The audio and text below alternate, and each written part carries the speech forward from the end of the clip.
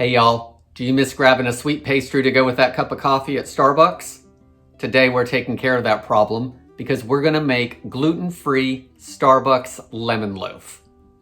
That's right, we're making a copycat recipe of Starbucks version of a pound cake. It's citrusy, it's bright, it's moist, and that's just the cake. Because what we're gonna do at the end is top it with this sweet and tart lemon glaze / icing. Because it's a little thinner than an icing, but it's thicker than a lot of glazes. And most people tell me that's their favorite part. I'm Jamie with SavorySaver. I share gluten-free recipes, tips, tricks, and resources to make your gluten-free lifestyle easier. So let's get started on this recipe. Okay guys, so I've done some prep work, of course, before I started filming, but this recipe really doesn't take that long.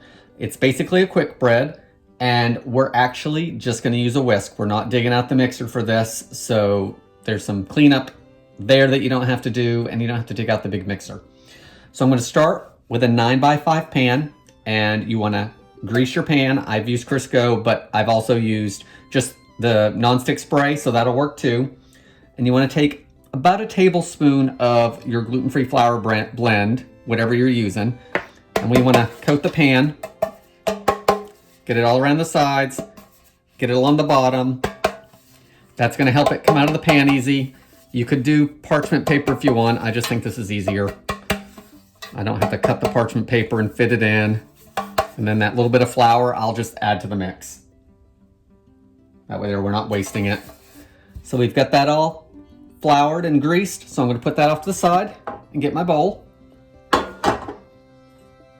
So to our mixing bowl, we are going to add 3 eggs.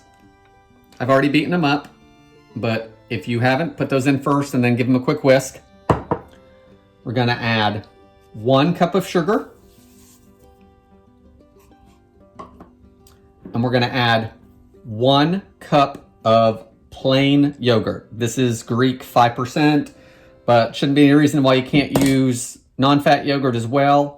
I would use plain. If you want it to have a little bit of flavor, you could use vanilla if you wanted to.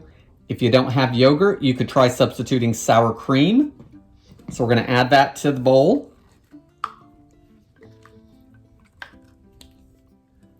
Now we wanna give everything a whisk. Get it all blended. Guys, once everything's smooth and that sugar has started to dissolve, we wanna add a 1/2 cup of oil. I'm using vegetable oil here, or canola oil, so use one or the other. You don't want it to have any flavor, of course. And while we're adding it, you want to keep whisking. So once that's all blended in, we can move on to the next step, which is our lemon zest. So you want to take the zest of 2 lemons. It's about 2 tablespoons. I wouldn't worry about the amount. You can always go more or less if you want, but 2 large lemons, you want to zest them. So I just use my microplane. Get it zested, all that can go in there. And to help even more with the lemon flavor, we are going to use lemon extract. This is gluten-free. The only thing in it is alcohol, lemon, and oil. So find a good extract. I will link below to a couple in case you don't know where to get it. I think I picked this up at Walmart. So we are going to put in 4.5 teaspoons, which is a tablespoon. So that's the first 3 teaspoons. This is really going to bump up the flavor. If it's not enough for you, you could go up a little bit more than what I'm doing. We're gonna add another 1.5 teaspoons. You know what? Just for fun, I'm just gonna put a little bit more in there too. Let's give it another whisk. Now we're gonna add our dry ingredients, starting with 1.5 cups of gluten-free flour. This is 1-to-1 King Arthur brand. So we're gonna add that in there.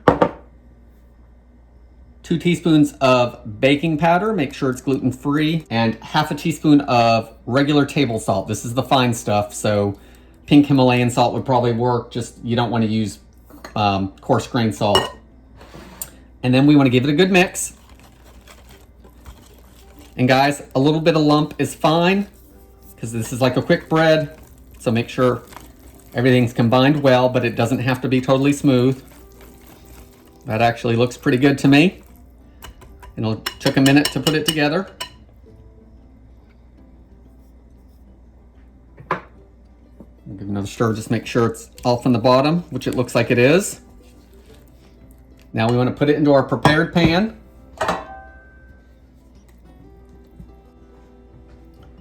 So let's pour it into our pan.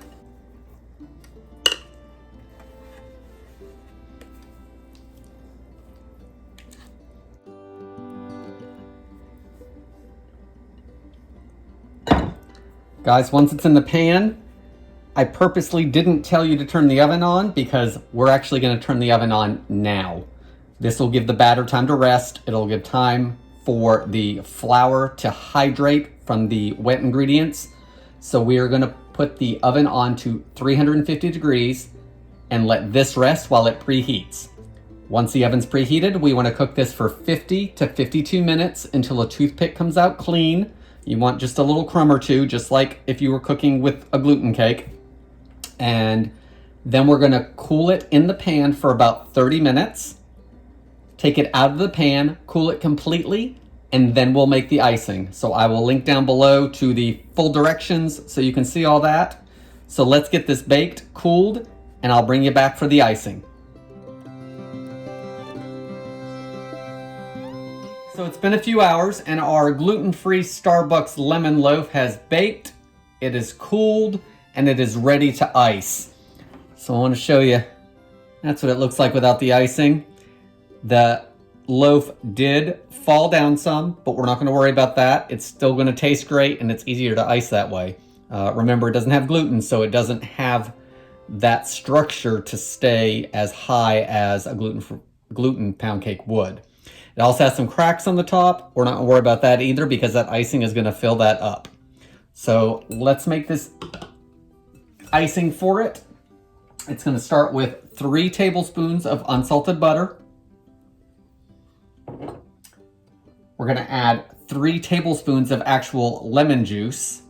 So one of those lemons that you zested earlier, use that for this. It'll take at least one of the lemons, if not part of the other one. We're also going to bump up the lemon flavor and use our extract again. We're going to use half a teaspoon.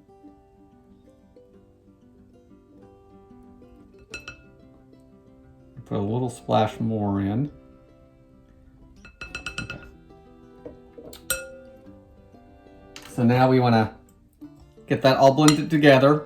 And guys, you may want to use your hand mixer for this. I'm going to try this first like this. And if it doesn't work, I will get out the hand mixer. You don't need the stand mixer for this at all, but it may be easier with the hand mixer.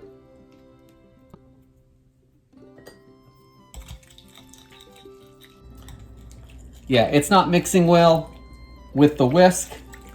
So let's actually get that hand mixer out and take care of it that way. So I told you we were not going to use a mixer with this, but we are going to use the hand mixer. It's not the great big stand mixer at least, but it should make this much easier. So let's combine the butter and the lemon juice and the extract just on low speed.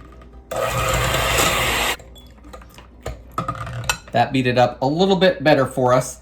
And it's going to smooth out even more because we're going to add the powdered sugar to it, and that should smooth everything out nicely. So I've got 1.5 cups of powdered sugar. I want to add it a little bit at a time because we want it to be smooth.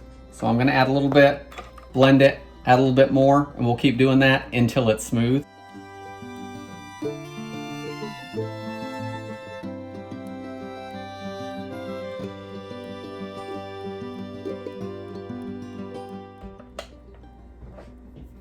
Scrape your bowl down, get everything back in there.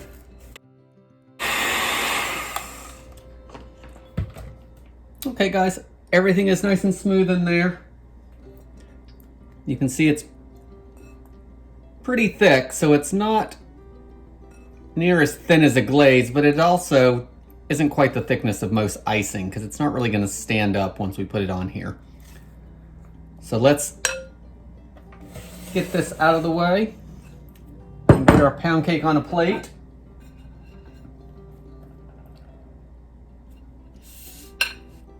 And let's get this thing iced.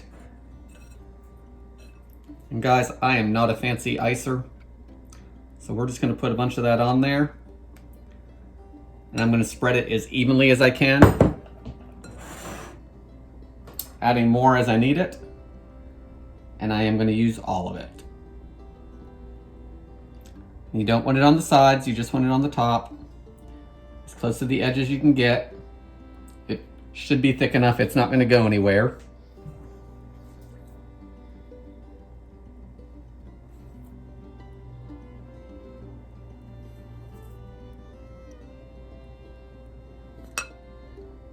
And guys, this really does make the cake, so don't skip the icing. You get all that extra sweetness from this, which balances out the lemon loaf itself.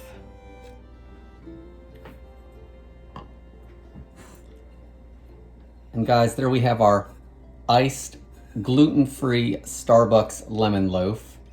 Again, we didn't ice the sides. Normally what I would do is I would put this in the fridge for 15 or 20 minutes just to firm the icing back up.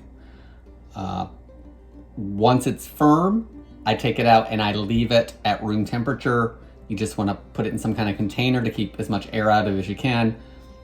The cake tastes better at room temperature and it'll last for a couple days. So I would do that and not keep it in the fridge to keep it from drying out. So let's take a slice of this and give it a try.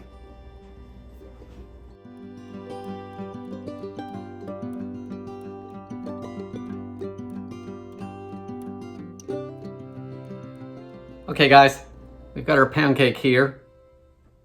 You can see it's got a good texture on the inside.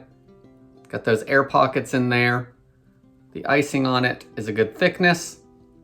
Again, this icing is going to help the entire cake. The cake is not super sweet, so that icing brings out the balance between the cake and the icing. So you're definitely going to want the icing on it, and it is everyone's favorite part of the cake. Let's give it a try.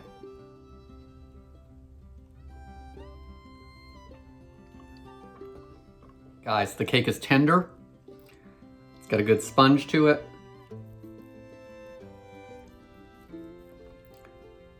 It's golden, which isn't always the case with gluten-free baking items. They don't always brown up as nicely as you'd like. This is good. The icing is amazing. Again, favorite part of the whole cake. But I hope you do give this a try. Please leave me any comments below. Please consider subscribing.